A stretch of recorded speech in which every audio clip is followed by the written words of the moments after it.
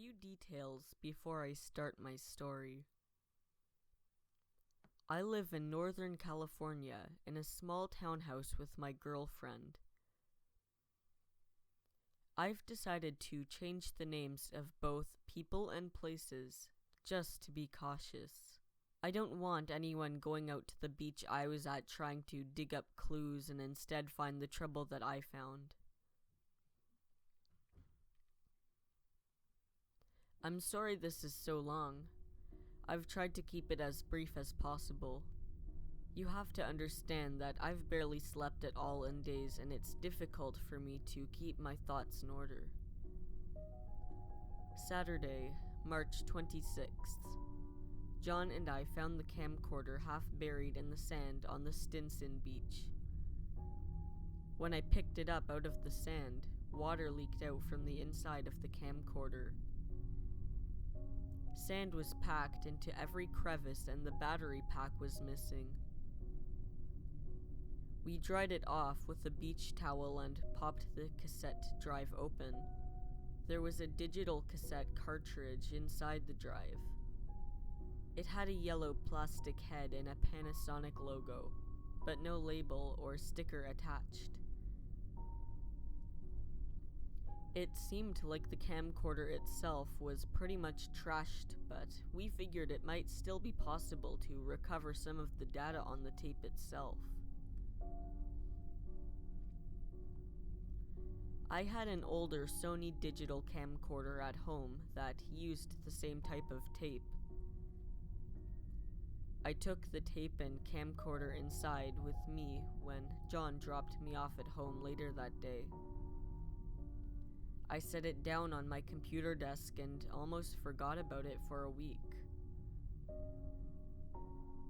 Thursday, March 31st. John came over again next Thursday and saw it on my desk. I told him I had forgotten about it and hadn't even tried to play back the tape yet.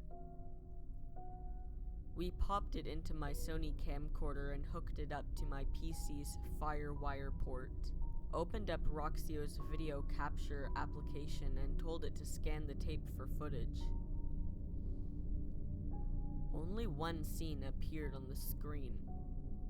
I will describe it to you as best as I can recall. A few feet in front of the camera is a woman. Her back is to the camera and she is walking down a narrow dirt path, possibly even a deer trail. Tall, dry grass and small bushes line either side of the path. Based on the lighting, it is most likely sometime in the early morning or evening. The sky is cloudless and tinged with a soft orange color. Other than the shuffle of footsteps, the only thing that can be heard is seagulls crying and the soft sound of the ocean waves breaking against the shore in the distance. She is wearing what used to be a one-piece swimsuit. The top half has been ripped off or cut apart and now hangs down off her hips. She is naked from the waist up. Dozens of ugly red welts and cuts cross her back. It looks like she has been whipped badly or beaten with a stick. A length of thin rope, more like twine, has been used to bind her hands behind her back.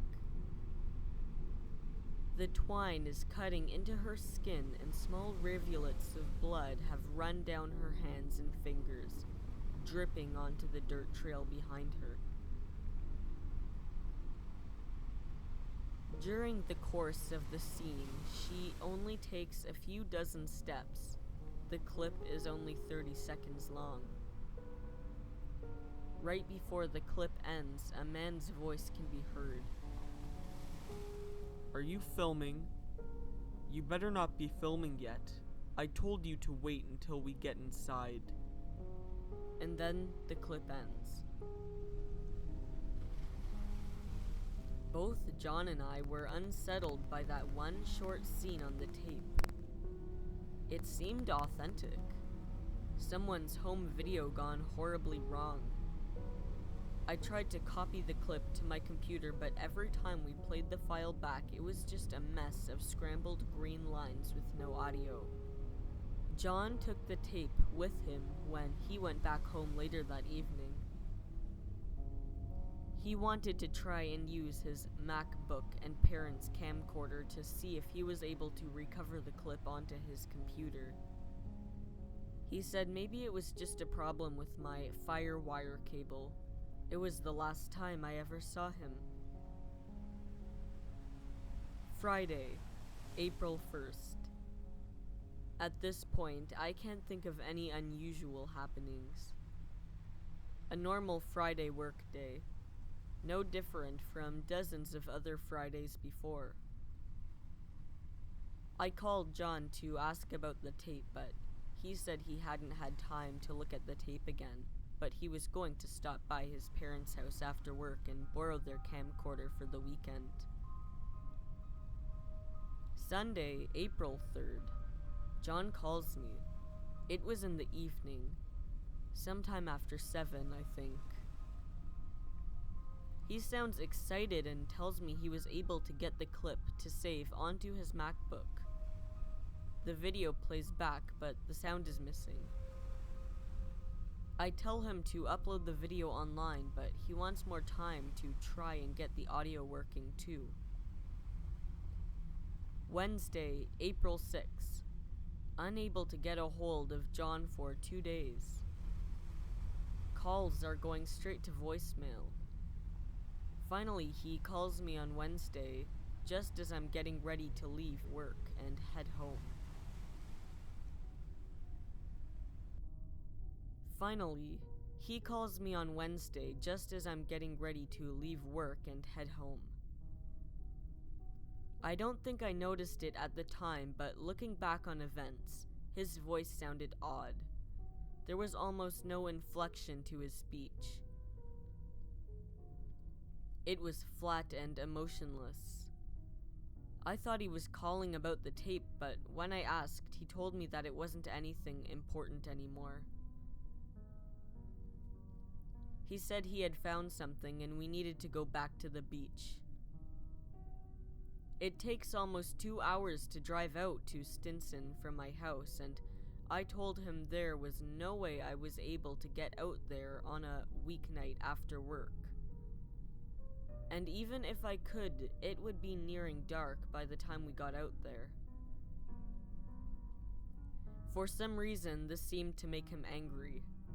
I promised I'd go on Saturday with him, but this wasn't good enough.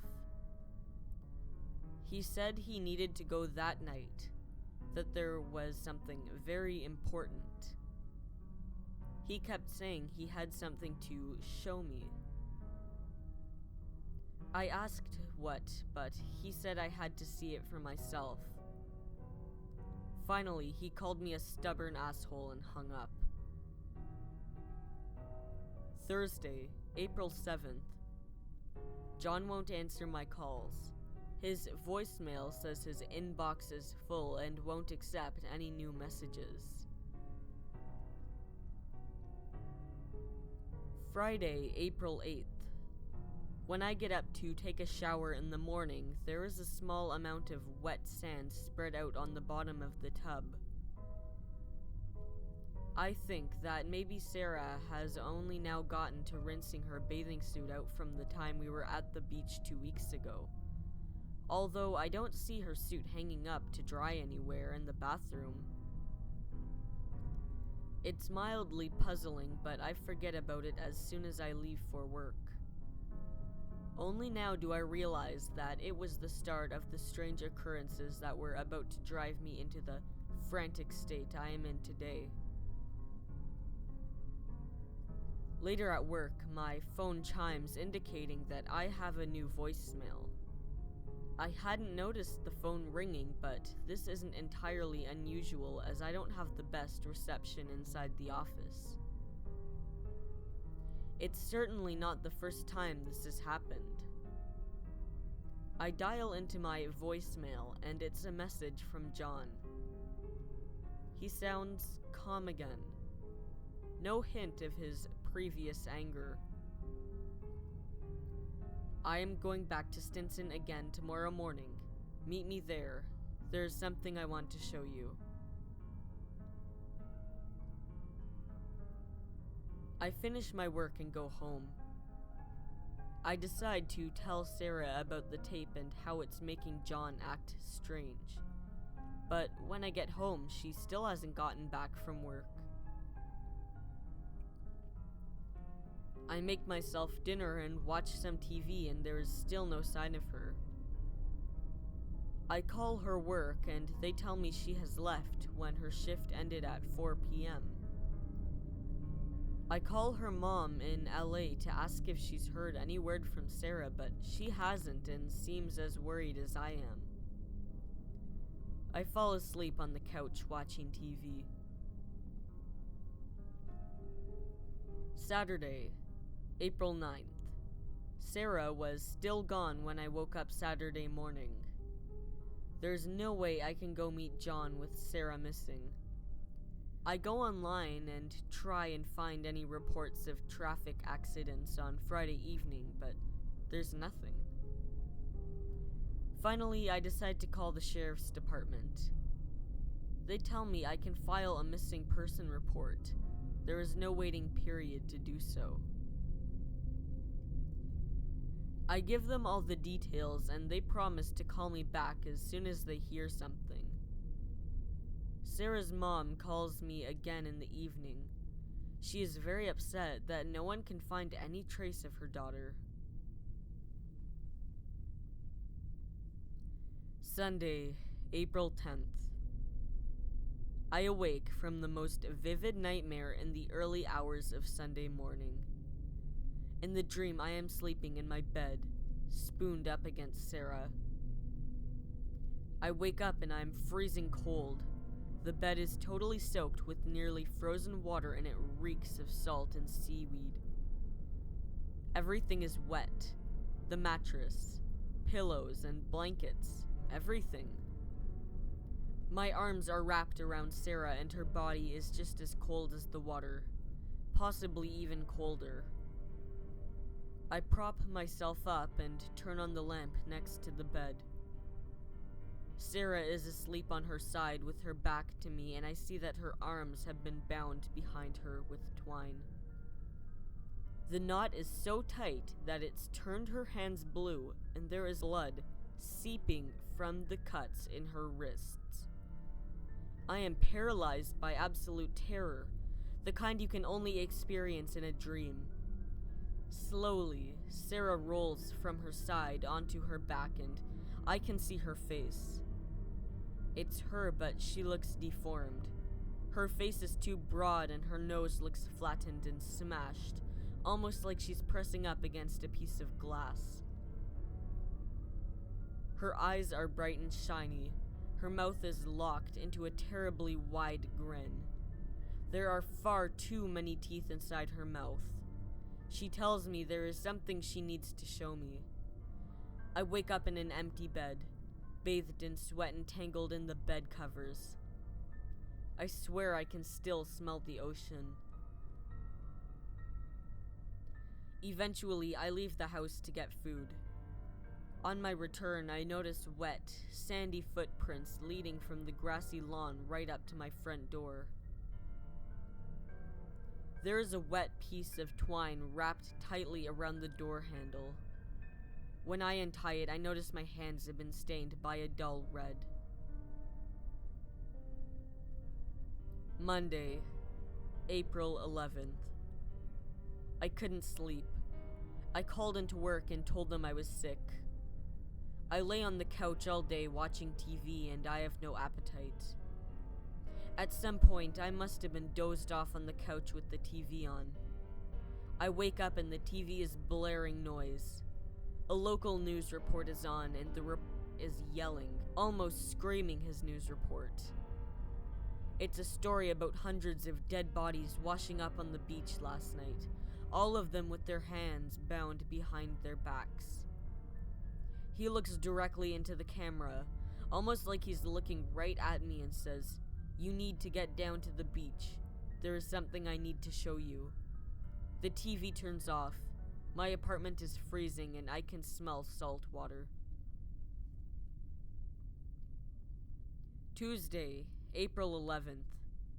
Another night of fitful sleeping, but at least no more dreams. I am exhausted from stress and lack of sleep. It's difficult to keep my thoughts in order. I called work and told them I was still sick. For some reason, I don't want them to know about my missing girlfriend. In the evening, a deputy from the sheriff's department called me. He told me that they found Sarah's car abandoned in a parking lot near Stinson Beach. I tried asking him more questions, but he seemed elusive and wouldn't give me any straight answers. I hope they don't think I'm a suspect in her disappearance. He told me that I needed to meet them at Stinson first thing tomorrow so they could ask me some questions. Shouldn't they want to question me at the sheriff's office? Before he hung up, he told me that it was an imperative that I'd be at Stinson Beach tomorrow. He said there was something he needed to show me. I called Sarah's parents' house and her dad answered the phone. I told them about the deputy finding her car. He said it wasn't important anymore and that everything was going to be okay. Just make sure you meet with the deputy tomorrow morning, okay? There is something you need to see. Tuesday, April 13th. Another nightmare. God, I hope it was a nightmare. I am so tired from not sleeping, it's hard to tell what's real and what isn't. In the dream, I was laying in bed again. The clock said 3:28 a.m. I woke up to a soft tapping noise coming from the bedroom window. I tried to ignore and go back to sleep. I hear the tap 2 more times and then Sarah's voice. Walter, I know you're in there. Please let me in. There's something I want to show you. Walter? My bedroom window is on the 2nd floor. I ran downstairs, my gaze locked onto the floor, afraid of what I might see outside the window even though the Venetian blinds were drawn closed.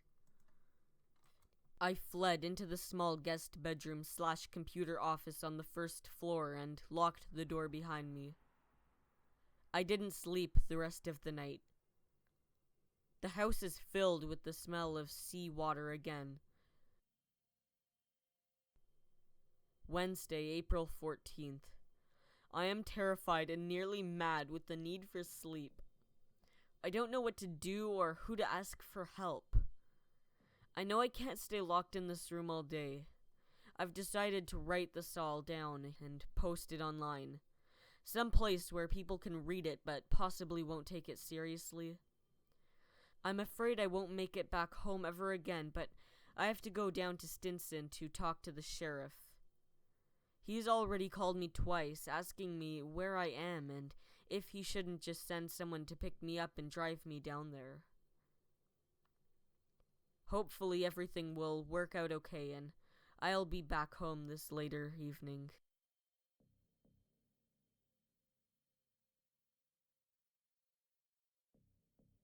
I've been babysitting for about 6 years now, without any real incident.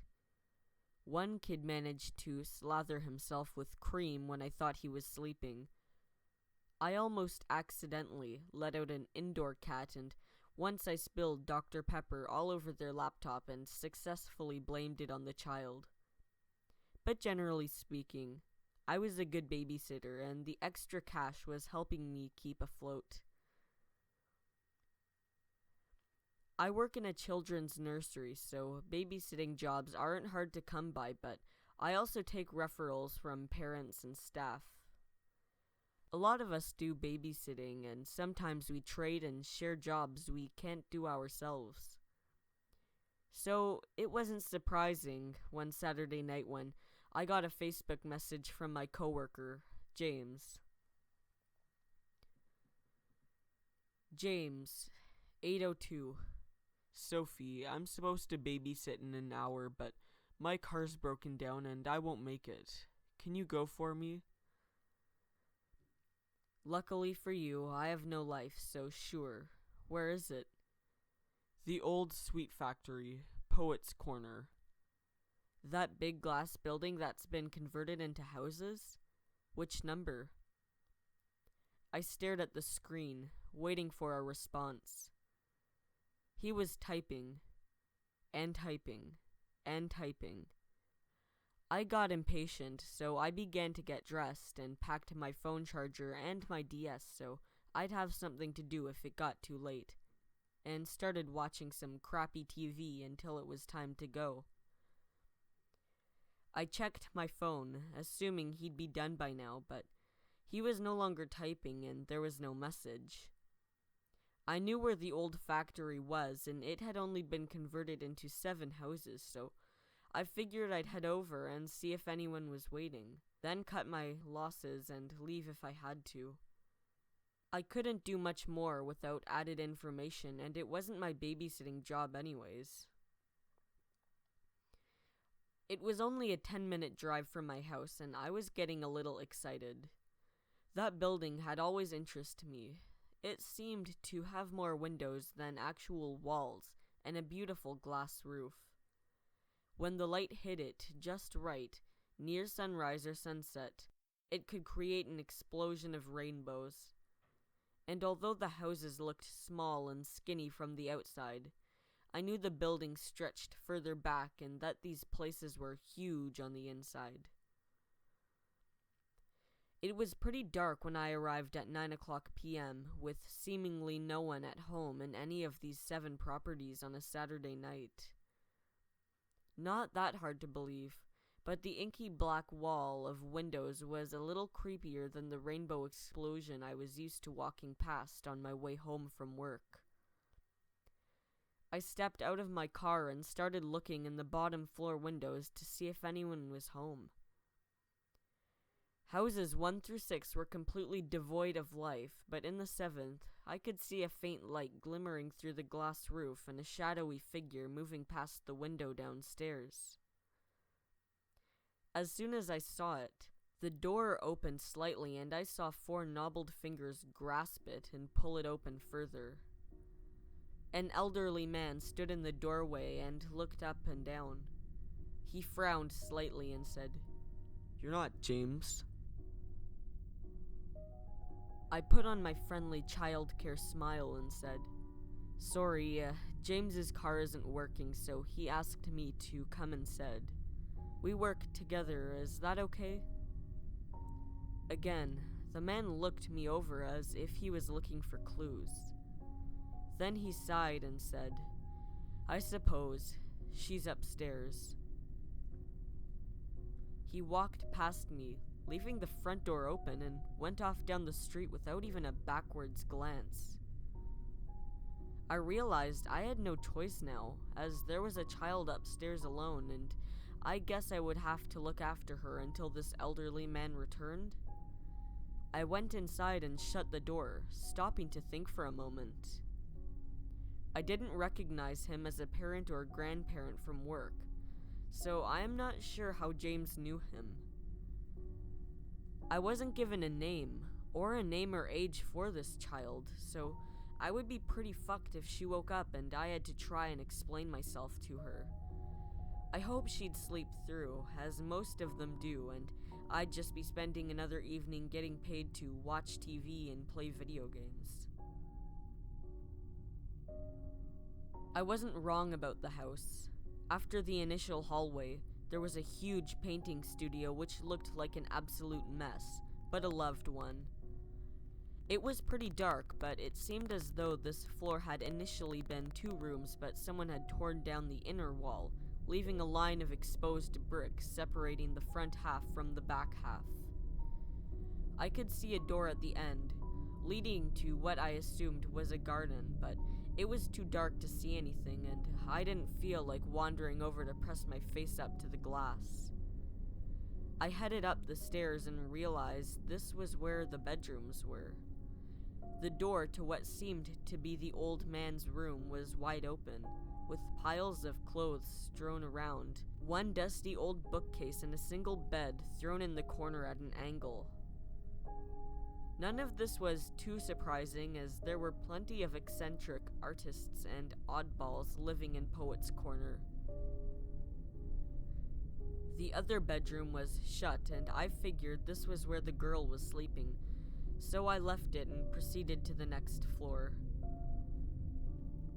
Now, I knew this was going to be a breeze. Once I reached the top of the stairs and switched on the light, I breathed a sigh of relief. This was a beautiful living space. On my left was a dining room, with a sleek black table lined with 12 chairs and glass cabinets full of gin-lining walls.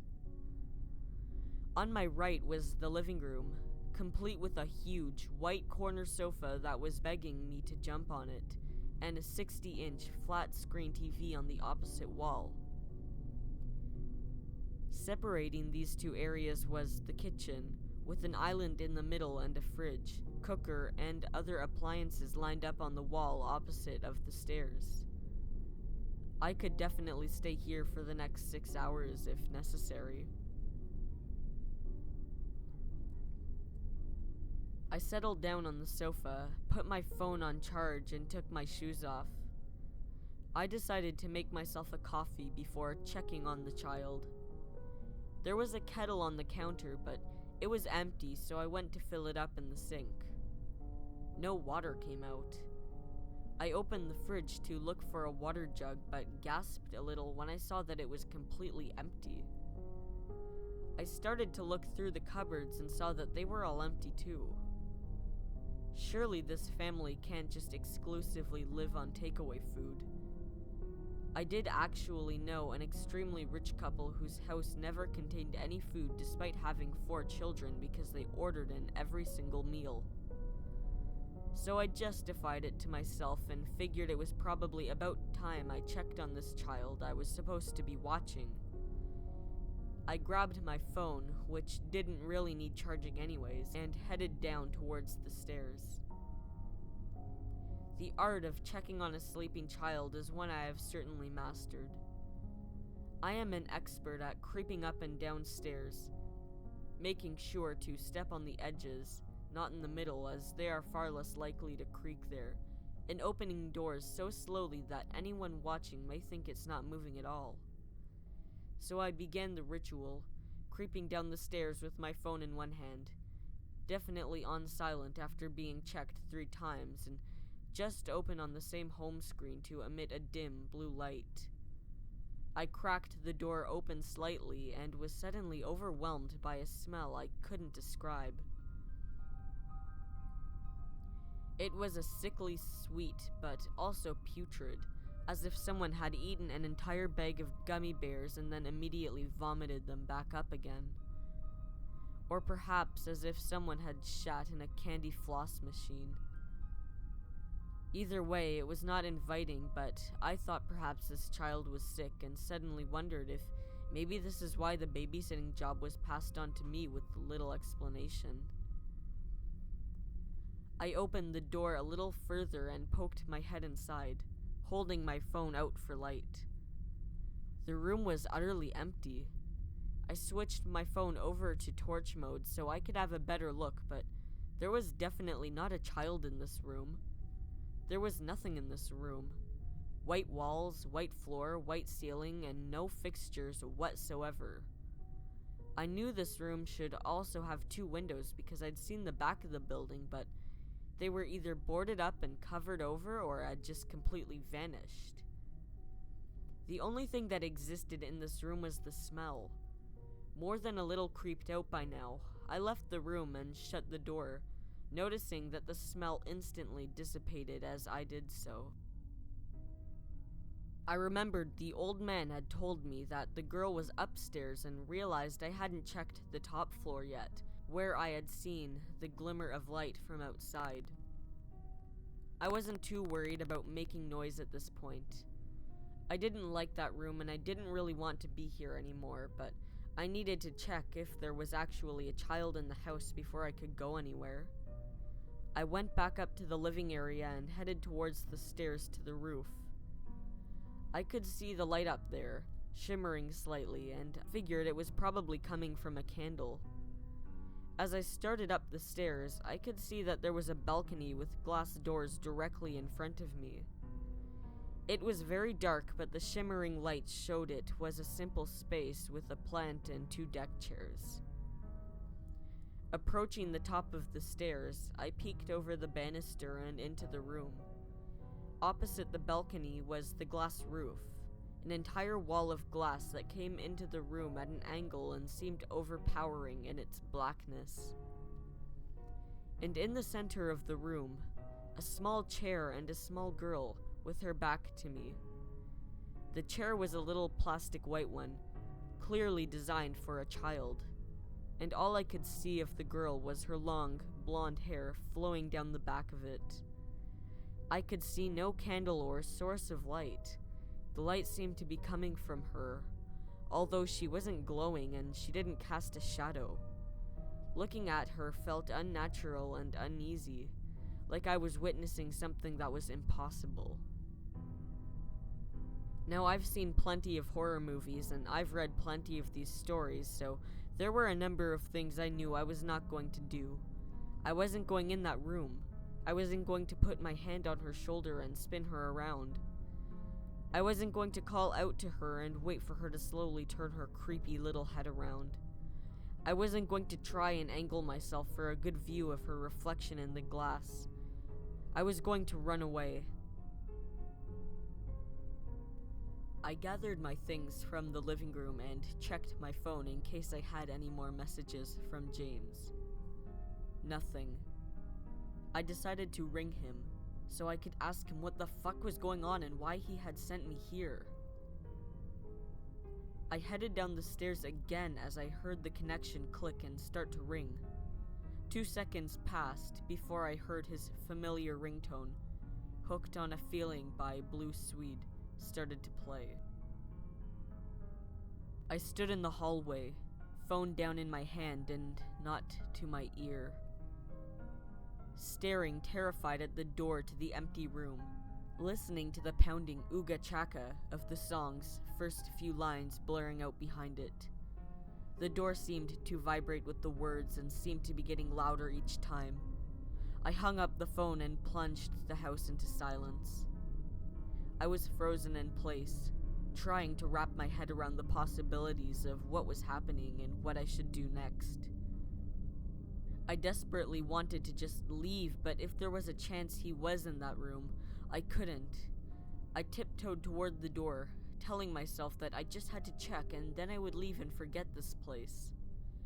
I cracked the door the tiniest amount, hoping to avoid the smell as much as possible, but it was even more overpowering than before. And that's when I noticed it. Sometimes your environment changes so slowly and so subtly that you barely notice it until the difference is significant enough.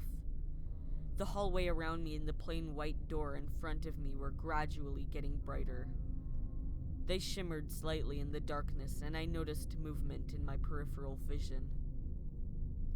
That second seemed to last a lifetime as I had to make a choice. I could run down the stairs to the left of me, throw the front door open and pretend none of this had ever happened. Or I could go in this room, this foul-smelling room where my coworker and friend may or may not be trapped, hiding, or playing a huge fucking prank on me. These are the split-second decisions that you scream at the protagonist for in a movie, when it's clearly obvious to the entire audience what they should do, but the plot requires them to be stupid. But I wasn't going to be stupid this time. I turned and ran down the stairs, telling myself I'd leave and call the police, explaining as much as I could and hoping someone would find my friend safe and possibly berate him for playing such a horrible prank. I reached the front door and noticed that it didn't have a door handle. I grabbed at it for a while, desperately searching for a latch or something I could grasp and pull, but it was entirely smooth and utterly impenetrable. The dim light was brightening again, and I remembered there was a back door through the studio, so I ran inside, making a point not to glance towards the stairs. I slammed the door shut behind me and flipped on the light switch. This room was not how I originally pictured it. There were certainly art supplies strewn around with Paintbrushes and palettes all over the floor, easels propped up against the walls, and various paintings in different stages of completion literally everywhere. But the walls, which I had thought were covered in paint splatters, were stained red with what was almost definitely blood. Among the piles of artistic debris were pieces of people. A finger here and a toe over there, a piece of scalp, a piece of knee, just little pieces but everywhere, and they formed the bulk of the paintings. Pieces of people struck together to create weird monstrosities that shouldn't make any sense. I allowed my mind to absorb my environment whilst refusing my emotions to react to it. I had to get out.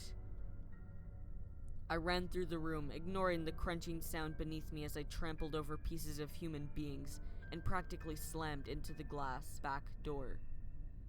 I stopped to breathe for a second, and a thought niggled at the back of my head. I tried to ignore it and focus on what I was doing, but it demanded to be heard until it was basically screaming at me. This room doesn't smell of anything. Even though I had been desperately trying hard to stay calm, I could feel the panic taking control as I heard the door at the other end of the room open. I grabbed the door handle in front of me and nearly screamed with joy as it quickly flung open, and I threw myself outside and fell to my knees. The ground was soft, like freshly cut grass, but warm. Too warm. I tried to squint through the darkness and get my bearings, but I couldn't see a single thing. I hit the button on my phone to give myself a little nightlight and immediately dropped it onto the soft, white carpet. The walls were white, the ceiling was white, and there were no windows or fixtures anywhere except one solitary door in front of me. I slunk backwards, pressing myself against the plaster that had somehow replaced the glass door I had flung myself through, as the door in front of me creaked open. I could barely see with only the dim light from my phone screen to light up the room, but I knew that whatever was opening that door was shimmering. Suddenly, my phone began to ring silently, and James's face popped up on the screen. I had reached my life's quota of bullshit at that point and made the executive decision to put my hands over my ears, close my eyes, and scream as loudly as I could. I could feel myself going insane, logic and reasoning berating me from inside whilst madness drowned me from the outside. I didn't want to know what was coming through that door. I didn't want to know who was on the other end of that phone call, and I didn't want to have an experience what I assumed was to be a rather grisly death. I screamed until my lungs were empty and then reverted to quiet sobbing. I'm not sure how long I was there, cowering against that wall, with my eyes squeezed shut so tightly that I was sure I was going to give myself an aneurysm. But something began to compel me to look around. I opened one eye, and then the other, and scanned the room again. The door was shut. My phone was off, but a faint light glimmered, somewhere nearby.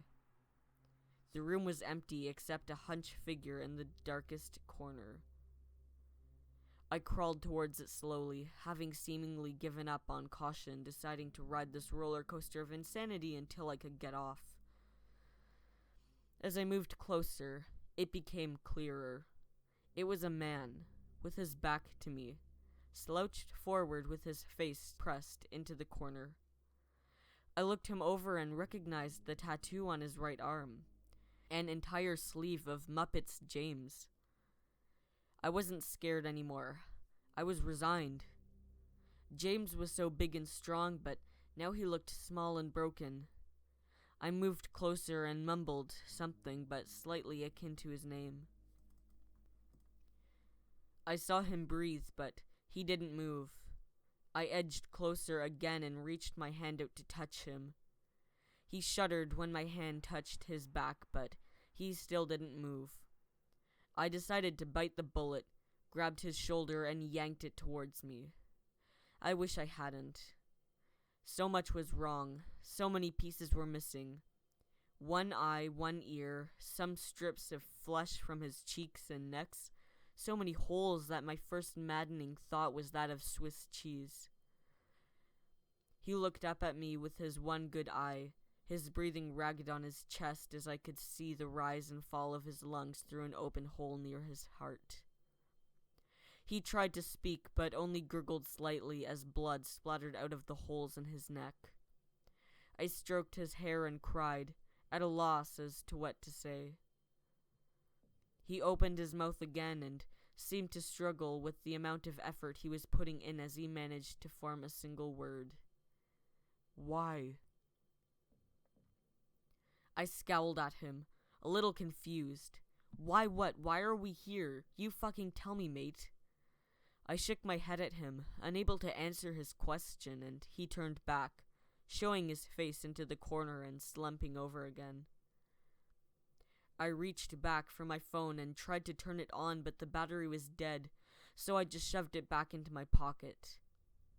I remembered the light, which was coming from somewhere or someone, and decided to investigate.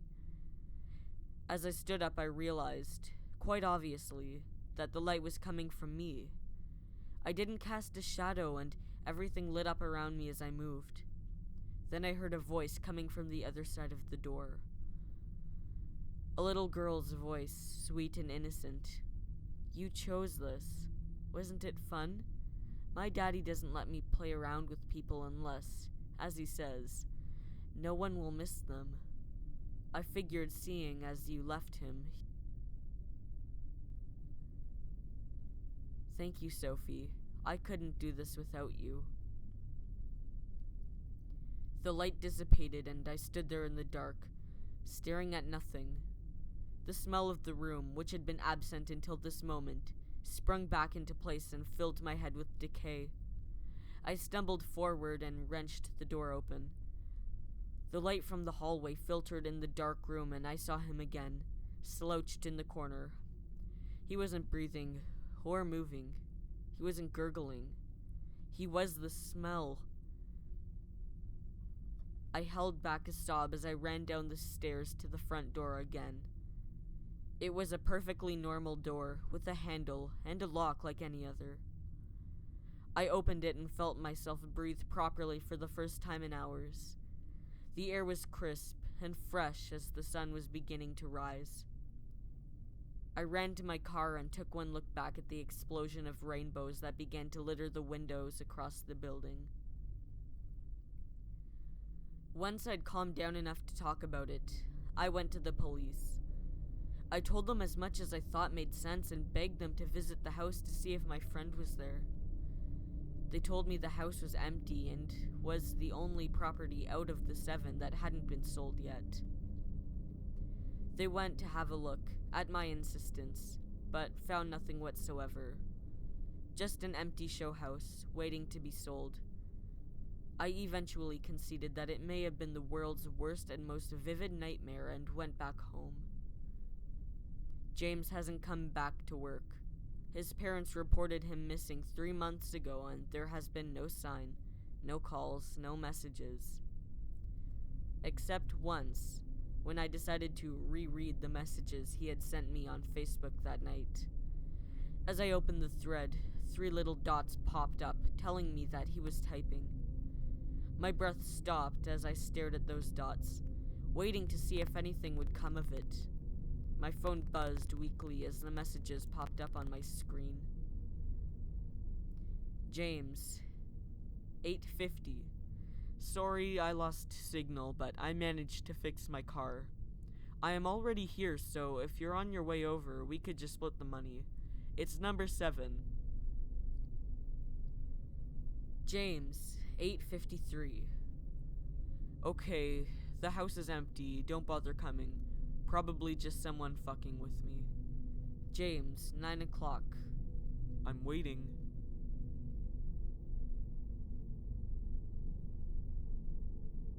Many years ago, before iPhones and tablets and computers that actually worked pretty well, we were stuck with the PCs operating Windows 95.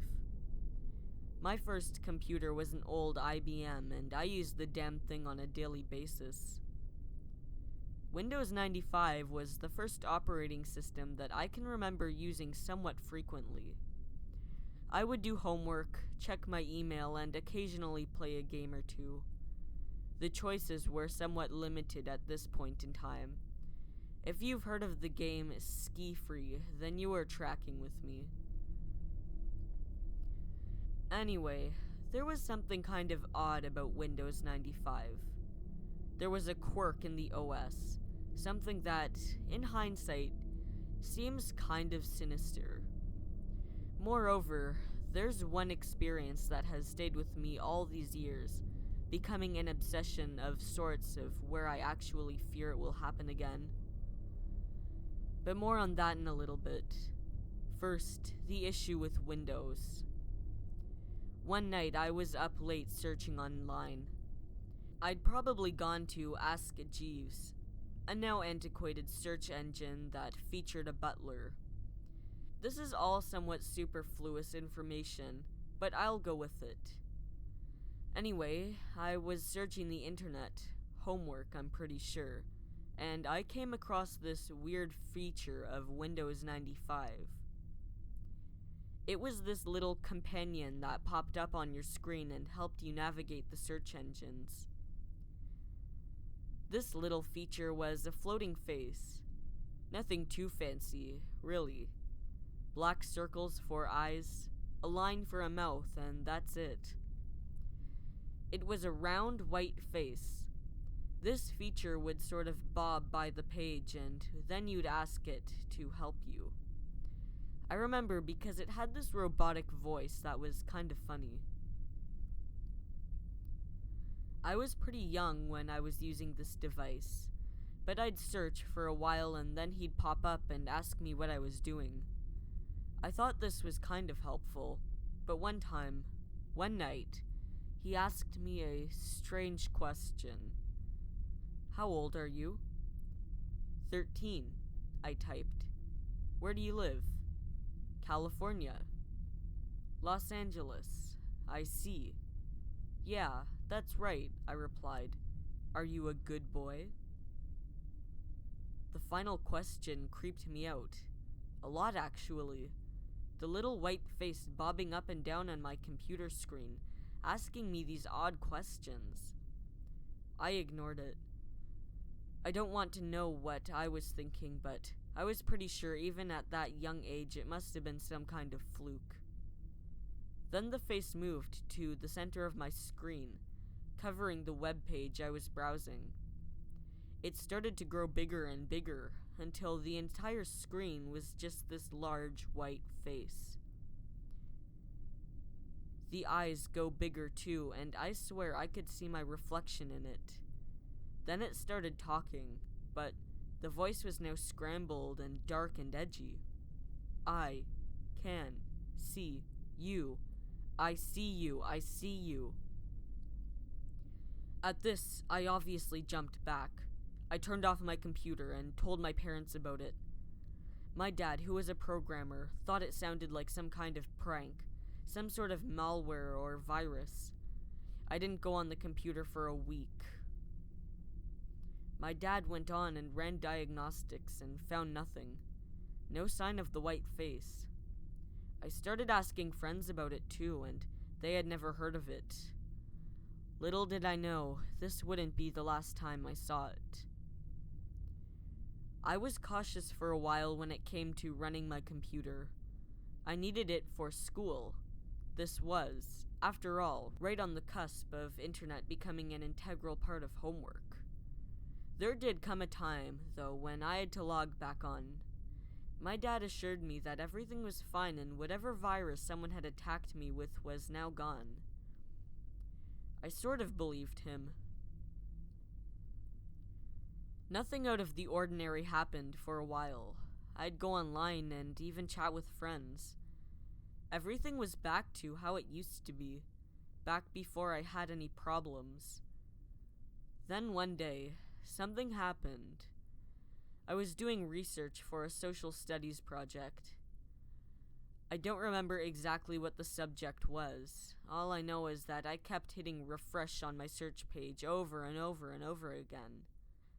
And then it happened. On the bottom left of my screen, I saw that same face. It was smaller than it used to be, but still recognizable. I clicked on it and a new web page opened up.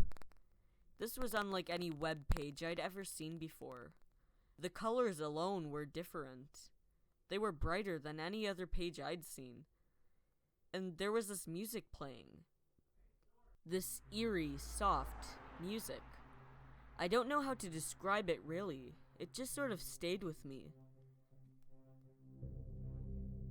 The colors kept changing from bright blues and yellows to dark reds and grays.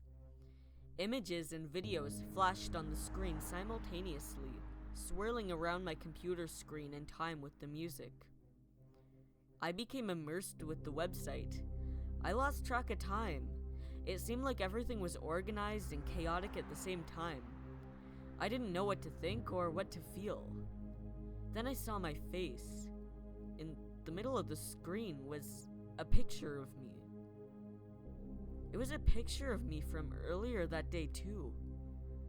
Now this was before we had camera phones or webcams, and yet it looked like the picture was taken while I was sitting at my computer. I watched my image turn to a video and back to a still image. I saw the contours on my face as clear as day. Suddenly, the picture tore in two and I was staring back at the white face. My heart felt like it leaped into my throat. I tried exiting the site, but I couldn't. No matter how many times I clicked or tried to kill the webpage, it remained. The face was staring at me and its mouth started to open slowly. It revealed jagged white and green teeth with animated maggots resting on top of a charred black tongue. I thought I was going to be sick. I tried turning off my computer, but nothing happened. Finally, I unplugged my computer from the wall. I watched the green light fade, but the face, the white, ugly, distorted face, was still on my computer screen. I felt a surge of terror that I haven't felt since that day. I knew I had to get out of the house. I opened my front door with a plan to run towards my friend's house, just around the block. The moment my feet hit my front lawn, a door opened on a black van that was parked in front of my house. 3 masked figures jumped out onto the sidewalk. I froze in panic. I hesitated for a moment and then ran. They chased me. One of them was holding a bat, another a knife. I didn't stop running until I reached my friend's house. He opened the door on my first knock and let in. We called cops and waited, huddled together in his bedroom. Nothing happened after this. The cops came and investigated the property. There was no sign of the masked man from the van. My dad got rid of the computer and we moved too. To this day, I've never been sure why any of this happened. It's remained this mystery that forever haunts me. I would be lying if I said I still didn't have this nervous feeling when I used my computer. Sometimes I think I see that white face bobbing up and down on my screen. I close my eyes and I can hear tires screech outside. I remind myself to breathe slowly, but I can't shake the feeling that someone, somewhere is watching us. All of us. They have been observing us for years. I just hope they don't come back for me.